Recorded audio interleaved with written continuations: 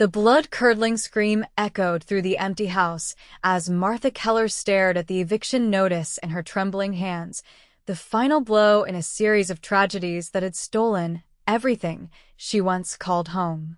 She had exactly 3 days to vacate the small farmhouse where she had nursed her father through his final days, where she had buried her hopes alongside her family in the dusty plot behind the barn.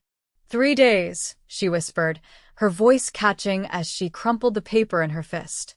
Where am I supposed to go? Martha was alone in the world now.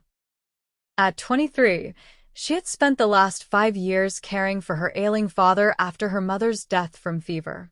The drought of 1879 had devastated their small Wyoming farm, and her father's medical expenses had drained what little savings they had managed to put aside. The bank was reclaiming the property, and Martha had nothing left but the clothes on her back and her mother's wedding ring. She spent that night packing her few belongings into a single trunk, tears streaming silently down her face as she folded her mother's quilt and tucked away the small silver hairbrush that had been her 18th birthday gift. When dawn broke over the eastern hills, Martha had made her decision. She would go to Silvercreek, the nearest town of any size, and seek employment. The journey to Silvercreek took most of the day. Martha's boots were worn thin by the time she trudged down the main street, the setting sun casting long shadows across the dusty thoroughfare. The town was bigger than she had anticipated, a bustling center of commerce with a railroad stop that had brought prosperity to the area. Saloons and shops lined the street, their windows glowing with welcoming light as the evening settled in. Martha approached the Silvercreek Hotel, a 3-story building with a wide porch and elegant columns. A sign in the window advertised for a maid, and Martha squared her shoulders before pushing through the front door. The lobby was adorned with plush carpets and polished wood, a luxury Martha had never experienced. "Excuse me," she said quietly to the stern-faced woman behind the front desk. "I've come about the position." Mrs. Winters, the hotel owner's wife, looked Martha up and down with narrowed eyes. "You have experience?" Martha nodded. "I've kept house all my life, madam." "References?" Martha's heart sank. I don't have any, madam. I've been caring for my father until he passed recently." Mrs. Winters' lips thinned to a disapproving line. "No references, no position. We run a respectable establishment." "Please," Martha said, desperation creeping into her voice. "I need the work. I've lost my home." "That's not my concern," Mrs. Winters replied coldly. "Good evening, miss." Martha stepped back onto the street, fighting back tears. The air had turned chill, and she pulled her thin shawl tighter around her shoulders. She tried 3 more establishments, the general store, the dressmaker's shop, and even the schoolhouse, but was met with the same response each time. Without references, no one would hire her. As night fell completely, Martha found herself standing outside the Silver Dollar Saloon, staring at the swinging doors with trepidation. The sound of piano music and raucous laughter spilled out onto the street. She knew saloon girls made good money, but the thought of such work made her stomach twist. Still, she was desperate. Martha pushed through the doors, immediately assaulted by the smell of whiskey, tobacco, and sweat. She clutched her trunk to her chest like a shield as she made her way to the bar. The bartender, a burly man with a handlebar mustache, raised an eyebrow at her. "I'm looking for work," Martha said, her voice barely audible over the din. The bartender chuckled. "Sure you are, honey. You want to talk to Vivian?" He nodded toward a flamboyantly dressed woman presiding over a table of card players. "She handles the girls." Martha swallowed hard and approached the woman. Vivian, dressed in a low-cut red dress with feathers in her elaborately styled hair, looked Martha over with an appraising eye.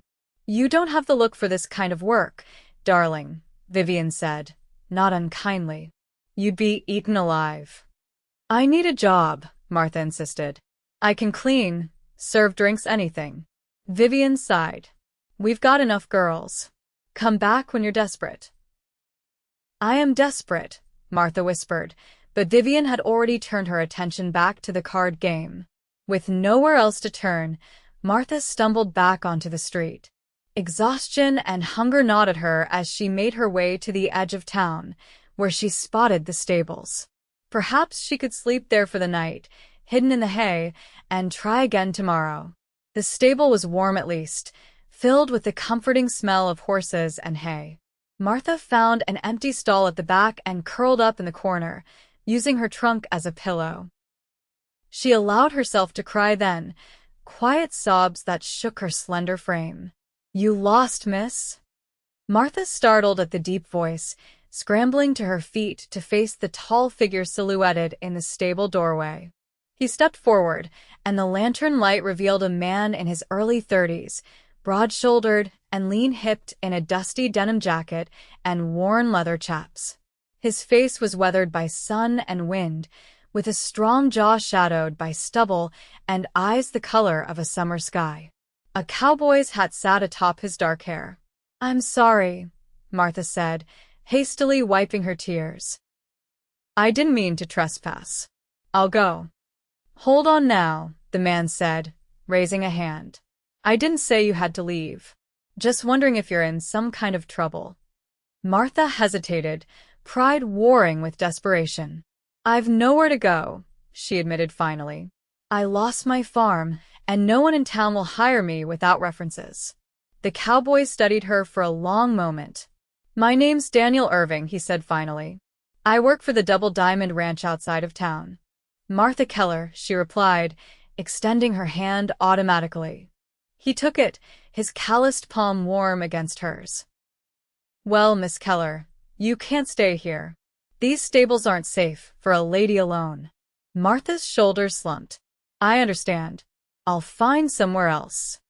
"That's not what I meant," Daniel said, shaking his head. "The Double Diamond's looking for a cook's helper. Cook's getting on in years and could use an extra pair of hands. It's honest work, pays fair, and comes with a room of your own."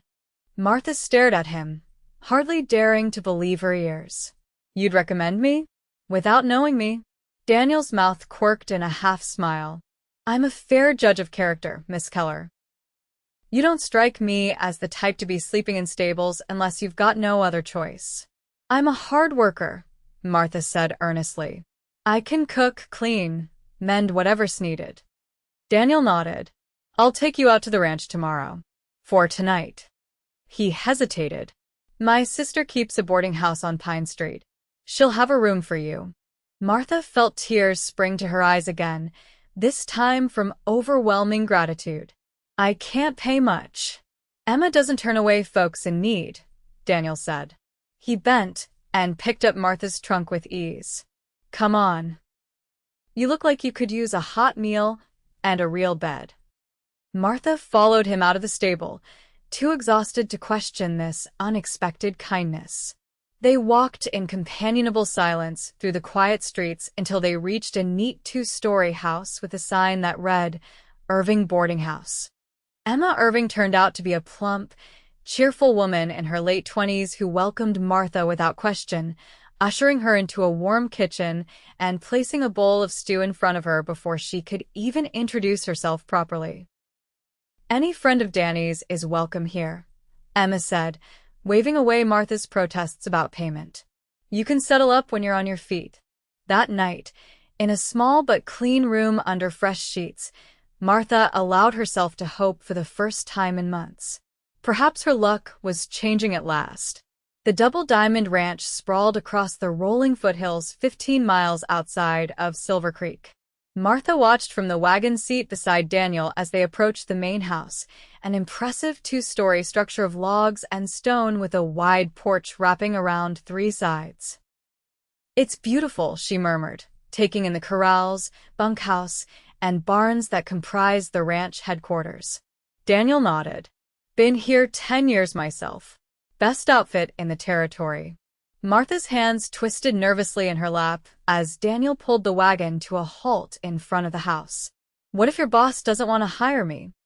"Mr. Callahan's fair-minded," Daniel assured her. "And Mrs. Hattie, that's our cook, has been complaining for months. She needs help." As if summoned by her name, a stout woman in her 60s emerged from the house, wiping her hands on her apron. Her gray hair was pulled back in a severe bun, but her eyes were kind as they settled on Martha. "This the girl you mentioned, Danny?" she asked, coming down the steps. Daniel helped Martha from the wagon. "Yes, madam." "Martha Keller, this is Mrs. Hattie Thompson, best cook in Wyoming Territory." Martha extended her hand. "Pleased to meet you, Mrs. Thompson." Hattie's handshake was firm. "Can you make a decent biscuit, girl?" "Yes, madam. And pies, stews, and most anything else you might need."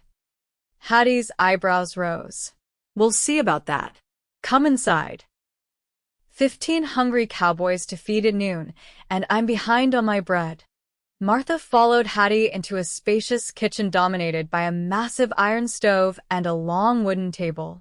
Without ceremony, Hattie handed her an apron and pointed to a bowl of dough. "Finish kneading that while I talk to Mr. Callahan," she ordered, then disappeared through a door at the far end of the kitchen. Martha rolled up her sleeves and set to work, grateful for the familiar task. She was elbow-deep in dough when Hattie returned, accompanied by a tall, white-haired man with a neatly trimmed beard. "So you're Martha," he said, extending his hand after Martha hastily wiped hers on her apron. "Thomas Callahan. I own this spread." "Pleased to meet you, sir," Martha said, suddenly conscious of her shabby dress and worn boots. "Hattie says Danny vouches for you, and that's good enough for me," Mr. Callahan said. "Job pays $20 a month plus room and board. Sundays off unless we've got a cattle drive or a roundup." "That suit you?" Martha could hardly believe her ears. $20 a month was more than she had dared hope for. "Yes, sir. Thank you, sir." "Good. I'll leave you ladies to it then." He nodded and strode out. Hattie watched Martha resume her kneading. "Danny doesn't usually take to strangers," she said casually. "Must have seen something in you." Martha felt heat rise to her cheeks. "He was kind enough to help when I had nowhere else to turn." Hattie murmured. "Well, that bread's not going to bake itself. Let's see what you're made of, girl." The next few hours passed in a whirlwind of activity as Martha helped prepare a noon meal for the ranch hands. By the time the cowboys filed in, stomping dust from their boots and washing up at the pump outside, Martha had proven herself capable enough that Hattie allowed her to serve the meal. Daniel caught her eye as she placed a platter of roast beef on the table, giving her an encouraging nod. Martha smiled back, grateful for his confidence in her. She noticed several of the other cowboys eyeing her with interest, but their manners were respectful under Hattie's watchful eye. After the meal, Hattie showed Martha to a small room off the kitchen.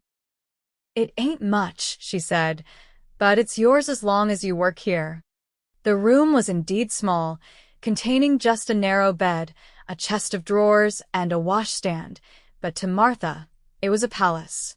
She had a job, a roof over her head, and the promise of regular meals. "Thank you," she said simply. "I won't let you down." Hattie's expression softened. "I expect not. Get some rest while you can. Supper preparations start in an hour." The days quickly fell into a rhythm.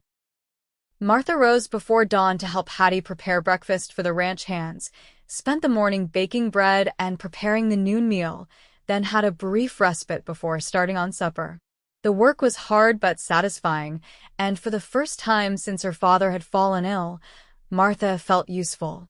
She saw Daniel often, though their interactions were brief. He would nod to her at meals or exchange a few words when their paths crossed, but he seemed to keep his distance. Martha told herself it didn't matter, he had already done more for her than she could ever repay, but she couldn't help watching for him, admiring the easy way he sat a horse or the quiet authority he commanded among the other cowboys. "You've got your eye on our foreman," Hattie observed one afternoon as they worked side by side, rolling out pie dough. Martha nearly dropped her rolling pin. "Foreman? I thought he was just a cowboy." Hattie chuckled. "Danny's been foreman here going on 3 years. Could have had his own spread by now, but he's loyal to Mr. Callahan. He didn't mention it, Martha murmured, wondering what else she didn't know about Daniel Irving. Danny doesn't talk much about himself, Hattie said. Lost his folks young. Same as me. Makes a person careful with their heart. Martha considered this as she crimped the edges of her pie. She understood that caution all too well. As spring blossomed into summer, Martha settled into her new life at the Double Diamond. Her cooking improved under Hattie's tutelage, and she found friendship among the ranch hands, who treated her with a kind of protective courtesy. She even saved a little money from her wages, tucking it away in a small tin box beneath her mattress. One hot July evening, Martha sat on the back porch shelling peas, enjoying the relative cool as the sun sank toward the distant mountains.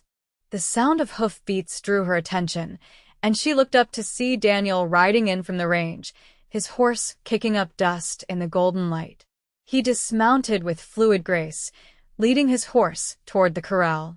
Martha watched him, admiring the strength in his shoulders and the easy confidence of his movements. As if feeling her gaze, he turned and caught her looking.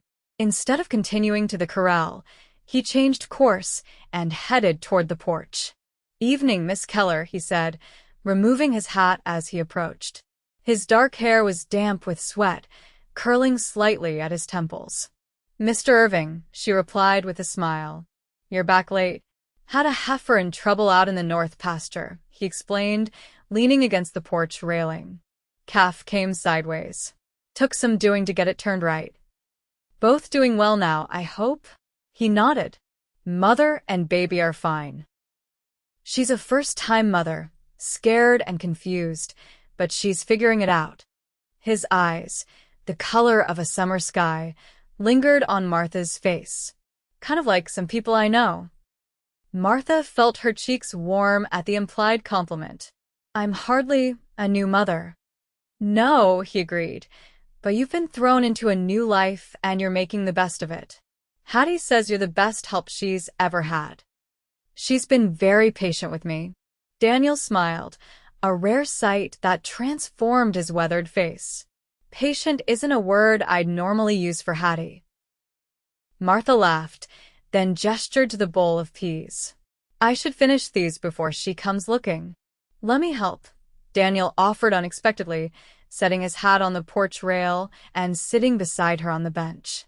He reached for a handful of pods from the basket. Their fingers brushed, and Martha felt a jolt of awareness shoot through her. They worked in companionable silence for a few minutes, the only sounds the soft splitting of pods and the occasional distant lowing of cattle. "Why did you help me that night?" Martha asked suddenly. "In the stables. You didn't know me." Daniel's hands stilled. "I know what it's like to have nowhere to go," he said quietly. "After our parents died, Emma and I were separated for a time. I was 16, she was 12. I worked any job I could find, slept in barns more often than not, until I could save enough to get her back." Martha's heart ached for the boy he had been. "I'm sorry. That must have been terribly hard." He shrugged. "Made me who I am. When I saw you there, well, I couldn't just ride away." "I'm glad you didn't," Martha said softly. Their eyes met, and something passed between them, an understanding, a connection that made Martha's heart beat faster. Daniel opened his mouth as if to say something more, but they were interrupted by Hattie's voice calling from the kitchen. "Those peas ready yet, girl? Supper won't wait forever." Daniel rose, retrieving his hat. "Duty calls," he said with a rueful smile. "Good night, Miss Keller." "Good night, Mr. Irving," Martha replied, watching him stride toward the bunkhouse, his tall figure silhouetted against the sunset. That night, Martha lay awake, replaying their conversation in her mind. For the first time, she allowed herself to acknowledge the feelings that had been growing inside her since that first night in Silvercreek. She was falling in love with Daniel Irving. The realization should have brought joy, but instead, it filled her with a quiet despair. Daniel was the ranch foreman, respected and admired. She was just the cook's helper, a woman with no family, no dowry, no prospects beyond her modest position. What could she possibly offer a man like him? August brought the hottest days of summer, with cloudless skies and a merciless sun that baked the land to a dusty brown. The ranch hands worked from dawn till dusk, moving cattle to better grazing and maintaining the water holes that were the lifeblood of the herd. Martha rose even earlier than usual, preparing cold meals that could be taken out to the range, and enormous jugs of switchel, a mixture of water, molasses, ginger, and vinegar that helped the men stay hydrated in the punishing heat. She often rode out with Hattie in the chuck wagon to serve the noon meal where the men were working, too far from the ranch to return for dinner.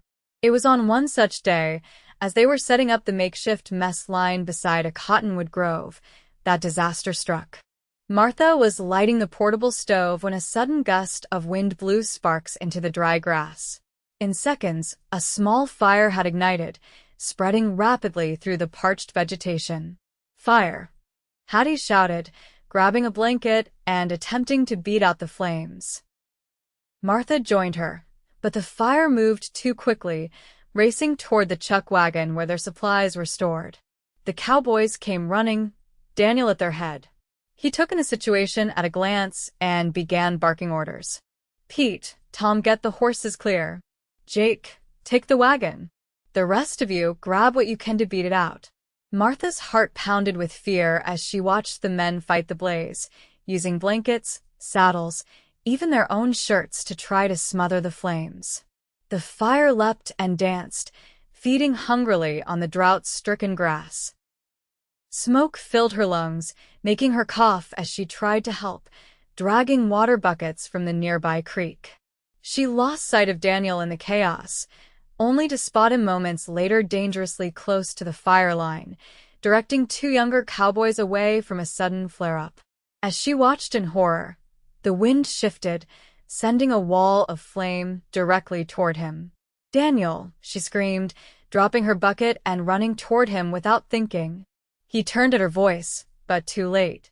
The flames caught the edge of his pants leg, and he stumbled, falling backward. Martha reached him just as he was beating out the fire with his hands, his face contorted in pain. "Are you hurt?" she demanded, dropping to her knees beside him. "Just my hands," he grunted, and she saw that his palms were red and blistering. "Get back to safety, Martha. Now." But Martha refused to leave him. She helped him to his feet, and together they staggered away from the advancing fire. By the time they reached the creek, the other ranch hands had largely contained the blaze, aided by a providential shift in the wind. Martha led Daniel to the water's edge, gently guiding his burned hands into the cool current. He hissed in pain but kept them submerged as she instructed. "You shouldn't have run toward the fire," he said, his voice rough. "You could have been hurt.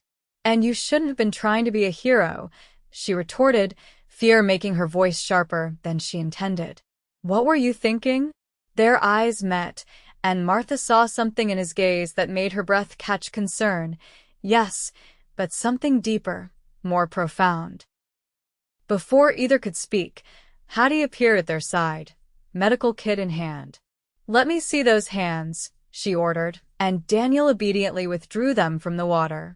The burns were painful but not severe. The skin was reddened and blistered in places, but he had escaped serious injury. Hattie applied a salve of honey and herbs, then wrapped his hands in clean bandages. "You'll live," she pronounced.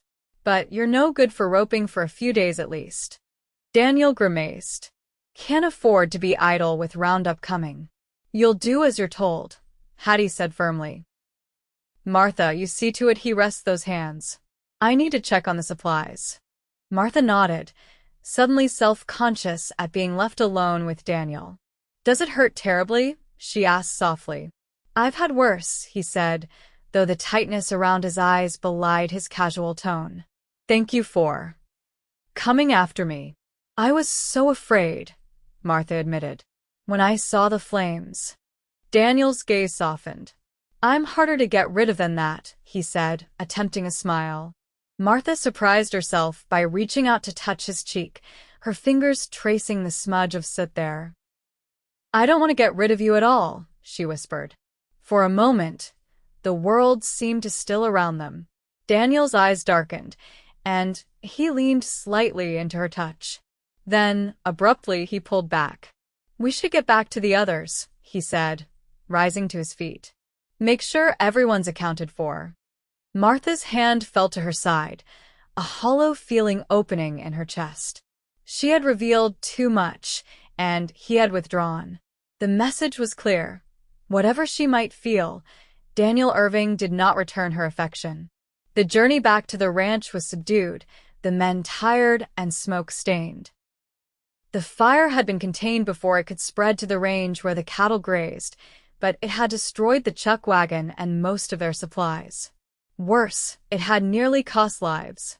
Martha retreated to the kitchen as soon as they arrived, throwing herself into preparing a hearty meal for the exhausted ranch hands.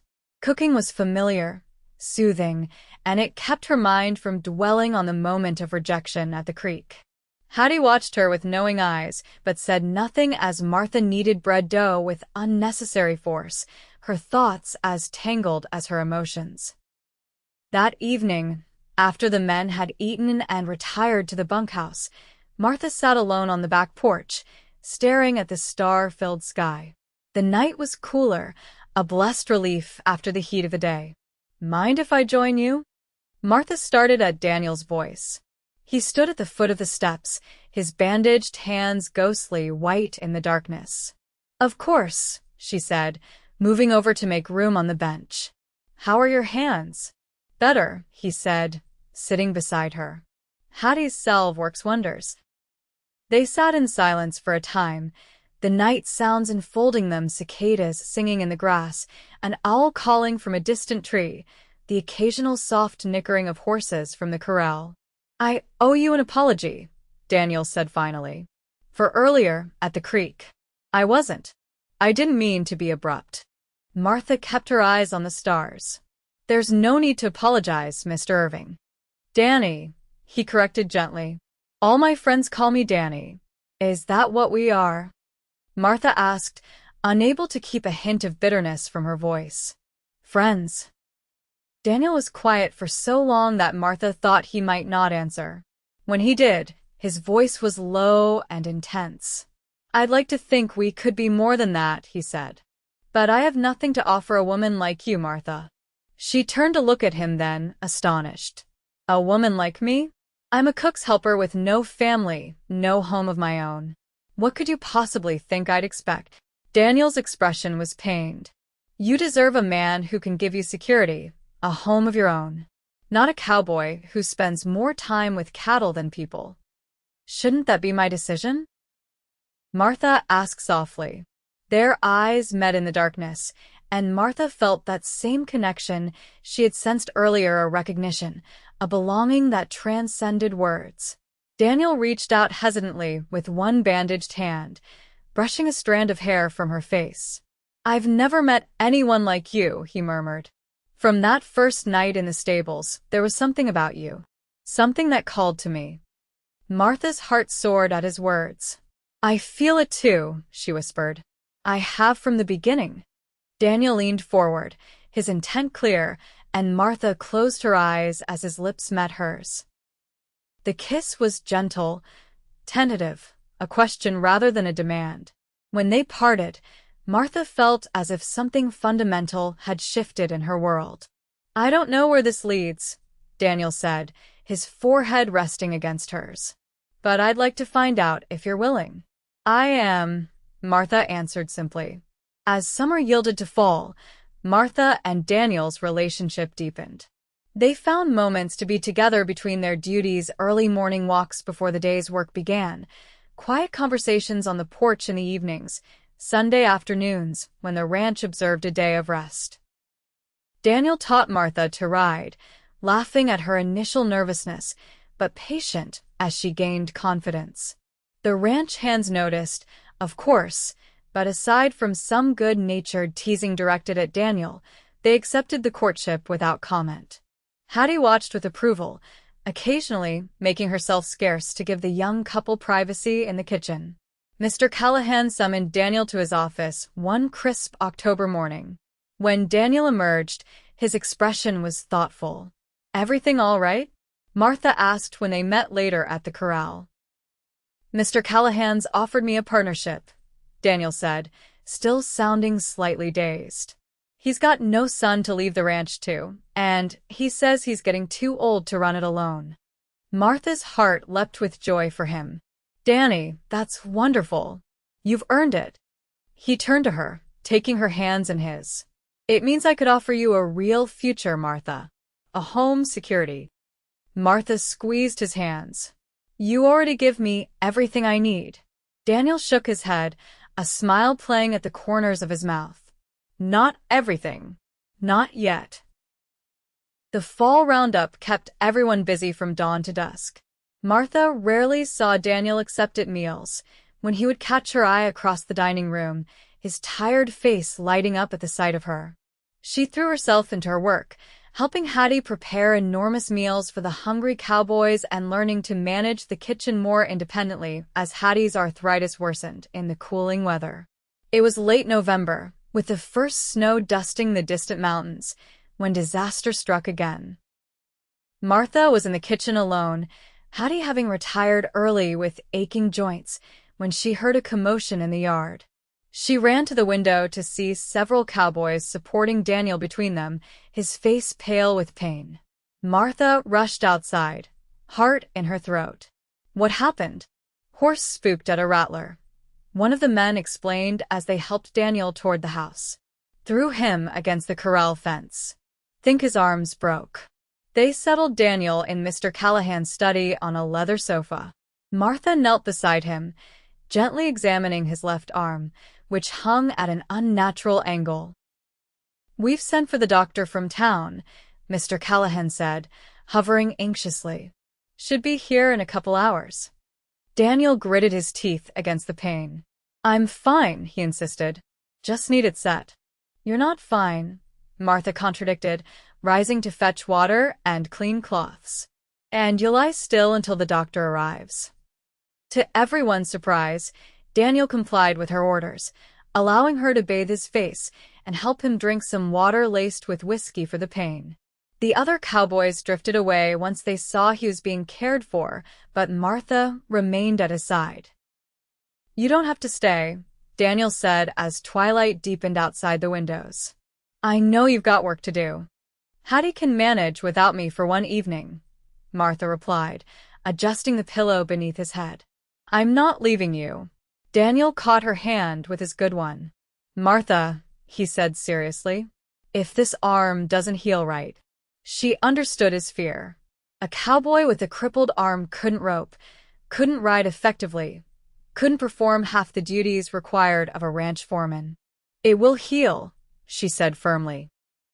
"And even if it doesn't, you're more than just your ability to throw a rope." Daniel Irving, his eyes, clouded with pain, searched hers. "Would you still want me? If I couldn't provide, couldn't be the man I am now?" Martha felt tears spring to her eyes at the vulnerability in his question. "I would want you if you had no arms at all," she said fiercely. "I love you for who you are, not what you can do or provide." It was the first time either of them had spoken of love, and the word hung in the air between them, momentous and irrevocable. Daniel's expression softened, the lines of pain easing from around his eyes. "Say that again," he whispered. "I love you," Martha repeated, her voice stronger now. "I have since you found me in that stable and showed me kindness when no one else would."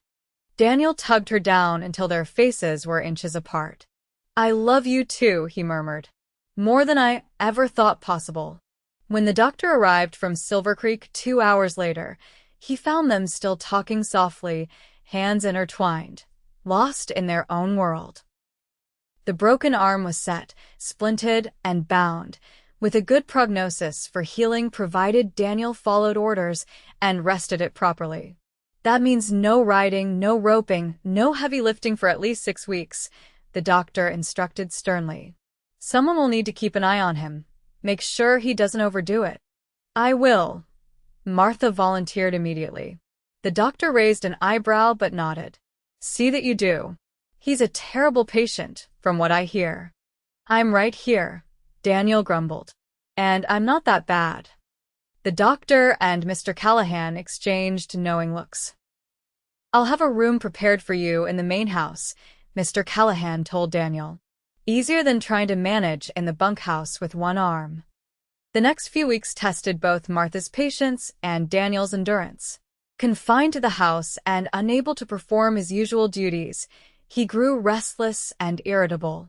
Martha divided her time between her kitchen duties and keeping Daniel company, bringing him books, playing cards one-handed, or simply sitting with him while she mended linens. They talked more in those weeks than they had in all the months previous. Daniel told her of his childhood in Missouri, of losing his parents to influenza when he was 14, of his determination to make a life for himself and his sister in the West. Martha shared her own story, her mother's death, her father's lingering illness, the gradual loss of their farm to debt and drought. I thought I was unwanted, she confessed one evening as they sat before the fire in the main house parlor. That night in the stables, I felt as if the whole world had turned its back on me. Daniel reached for her hand with his good one. You're wanted, Martha Keller. Never doubt that again. As December arrived, bringing with it preparations for Christmas, Daniel's arm began to heal. He was permitted to venture outside, though still forbidden from any real work. Martha often found him standing at the corral fence, watching the other cowboys with naked envy as they went about their daily tasks. It won't be much longer, she assured him, bringing him a cup of hot coffee one cold afternoon. The doctor said you're healing well. Daniel sipped the coffee, his eyes on the distant mountains. I've been thinking, he said, about the future. Our future. Martha's heart quickened. Have you? He turned to look at her, his expression serious. I want to marry you, Martha. I should have asked properly before now, but with all that's happened. Yes, Martha said simply, her eyes shining. Daniel's face broke into a smile of such joy that it transformed his weathered features. You haven't heard my speech yet, he teased. I've been working on it for weeks. I don't need speeches, Martha said, stepping closer to him. I just need you. He set down the coffee cup and wrapped his good arm around her waist, drawing her against him. You have me, forever. Christmas Eve arrived with a blanket of fresh snow that transformed the ranch into a wonderland of white. Martha helped Hattie prepare a feast for the entire ranch, the kitchen warm and fragrant with the smells of roasting meat, baking pies, and spiced cider. As evening fell, everyone gathered in the main house, where Mr. Callahan had insisted on hosting a celebration. A tall pine tree stood in the corner of the parlor, decorated with paper chains, strings of berries, and small carved wooden ornaments that the cowboys had fashioned in their spare time. Martha wore her best dress, a dark blue wool that brought out the color of her eyes, with her mother's cameo at her throat. Daniel, his arm finally free of its splint though still weak, looked handsome in a clean shirt and vest. Throughout the evening, his eyes rarely left her, a fact noticed by everyone present. After the meal, as the ranch hands exchanged small gifts and Mr. Callahan passed around glasses of his best whiskey, Daniel drew Martha aside. Come outside with me for a minute, he murmured in her ear. I have something for you. Martha followed him onto the porch, where the night air was crisp and still, the snow glittering in the moonlight. Daniel led her to a secluded corner, partially sheltered from the cold by the overhang of the roof. I wanted to do this properly, he said, reaching into his pocket. No broken arms or interruptions. He withdrew a small leather pouch and emptied its contents into his palm. A ring, simple but beautiful, a small pearl set in a band of silver. It was my mother's, he explained, his voice husky. Emma's kept it all these years. I wanted you to have something that mattered, something with history. Martha's eyes filled with tears as Daniel took her left hand. Martha Keller, I love you more than I ever thought possible.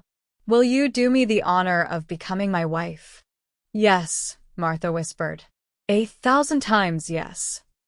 Daniel slipped the ring onto her finger, then pulled her close for a kiss that spoke of promise and devotion.